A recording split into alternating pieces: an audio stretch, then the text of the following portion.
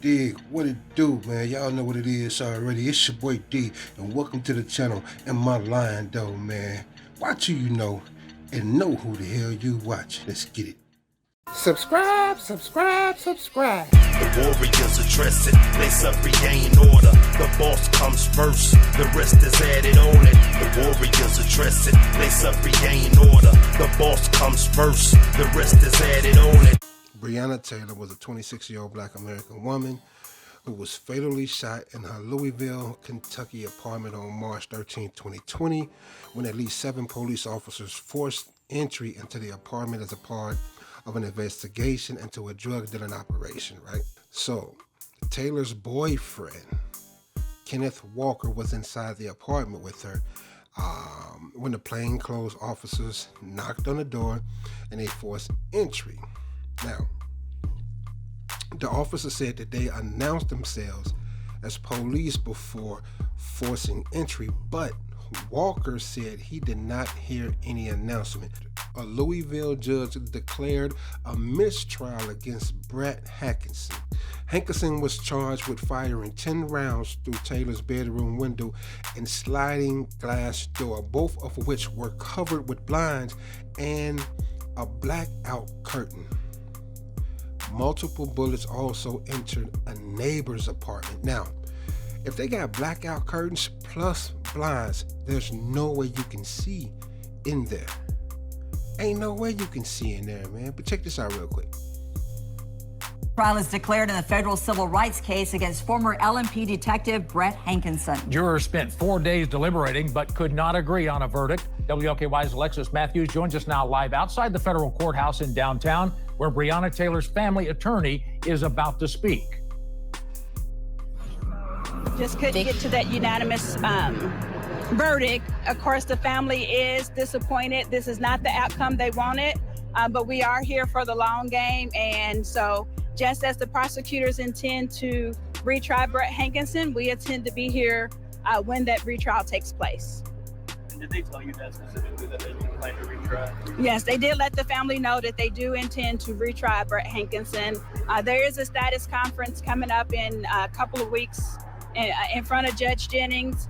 So as we know, when the Department of Justice brought back indictments on behalf of Breonna Taylor, there was this trial that was involved. We also have a February trial scheduled with Joshua James and Cal Meany, who are charged with actions violating Breonna's civil rights leading to her death.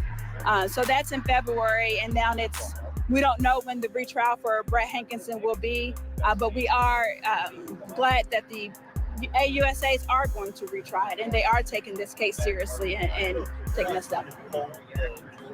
I know they asked to, the judge took it under advisement, but I do not know whether or not that happened. What was Tamika's reaction to the mistrial? Yeah, of course, Ms. Palmer was disappointed, but still encouraged, because a mistrial is not an acquittal. And so we live another day to fight for justice for Breonna. And that's what she's going to continue to do, is fight for justice for Breonna Taylor, and encourage that the AUSAs are going to retry him. The judge said that there were elevated voices when the jury was deliberating. Do you know anything about that? What was that about? No one really knows what it's about. We know that the court security let the judge know that. I think that this is a case where the jury did deliberate. As an attorney, as a trial attorney, we know we send the jury back to deliberate. Sometimes those deliberations can get very emotional. After 3 full days, they got the case late on Monday. Monday, they really just picked a 4-person, came back Tuesday, was here all day Tuesday, here all day yesterday, and here all day today, in a room trying to figure out what happens. Emotions can get high, and so that's just part of deliberations. But it does, in some aspects show the seriousness that the jury did put within this case. Like, they took it, they knew their oath, and they did what they were supposed to do and what we asked the jurors to do. Were prosecutors able to get any idea about how the jury may have been split? Were they able to relay that information to you? We did not receive any information on how they were split. They did ask for that information. I do not know if they were given that information, but as I stand here before you, I do not know the split. I know Tamika Mallory spoke out and was kind of disappointed in the jury makeup. Can you talk about those feelings and maybe how the family was feeling? I mean, I think anytime you go into a trial and you see a jury, originally 16 people were set, only 6 were women, 1 Black, in a city that has a, almost 30% minority population and no other minorities, you do get disappointed in the jury selection, in the jury makeup. But all we can do is continue to work to further diversify juries, to get, more. The Western District is made up of more than just Louisville, and so we recognize that.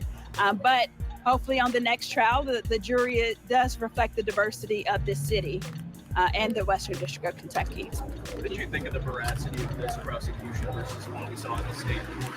I can't speak enough about the professionalism, the hard-fought battle that Mike and Anna from the Department of Justice put into this case. They did their due diligence. They came to win. It was obvious they came to win. And I think, honestly, a retrial votes in their favor because things that they had to prove this time, they set in stone. There are things that Brett Hankinson said in this trial. He had argued all along that he could see into the window that he was shooting through.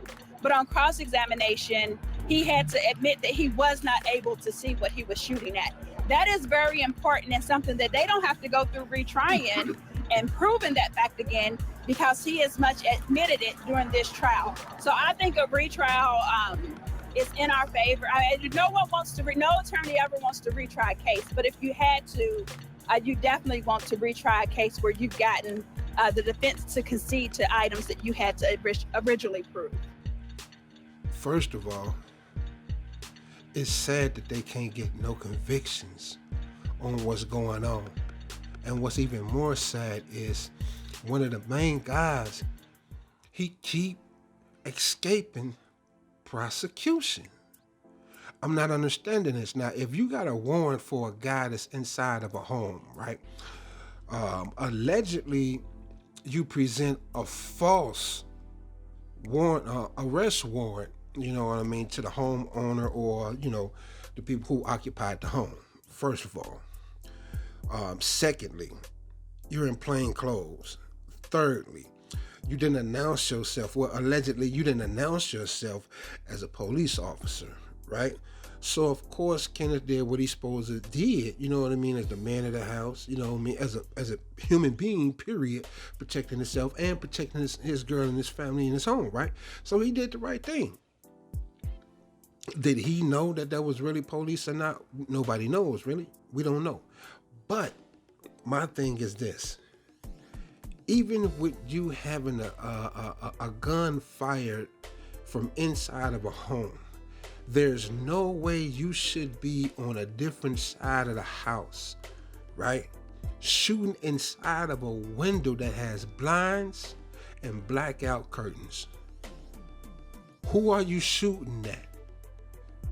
You don't know if it was kids in there. It could have been babies in there. It could have been old folk in there. That could have been she could have been babysitting and having a what they call a pajama party or something for a niece or a nephew or something, right? And y'all could have hurt a whole bunch of kids, right? Now, I can't say that the boyfriend was wrong for firing, right?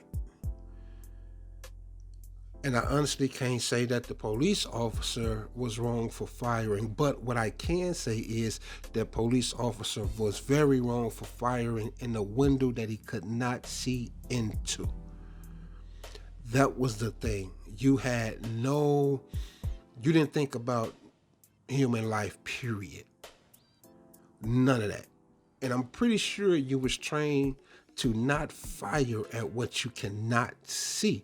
That just don't make sense. And this young lady, you know what I mean, what happened to her because of it. He made a bad decision. And I know train and teach them, but my thing is, listen, people, no matter what the profession is, I don't care what your ethnic background is, who you hired by. But if you have to if you're doing a job where you have to deal with guns, and you may have to draw your gun, and you may have to discharge that firearm, make sure on the inside that that's what you're ready for, emotionally and mentally, right? Because a lot of people who have these gun carrying jobs, sometimes they usually pull their guns when they get scared, right? But if you're not able to think properly, right, while being in a position of one of these kind of jobs, I think you should not go for that job and be like a soccer coach or something like that, man. Rest in peace to Breonna, and condolences and prayers still go out to the moms, her family, and everybody. And tell me, am I lying though? Leave a comment down there, because that's what we're going to talk about it at, man. Subscribe, like, share, and make sure y'all hit that notification bell, man, so we can keep it rocking over here, man. It's just crazy.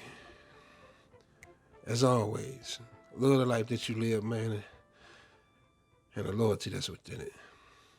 I'm out. Subscribe, subscribe, subscribe. The warriors address it, lace up, regain order. The boss comes first, the rest is added on it. The warriors address it, lace up, regain order. The boss comes first, the rest is added on it. The warriors address it, lace up, regain order. The boss comes first, the rest is added on it. The warriors address it, lace up, regain order. The boss comes first, the rest is added on it.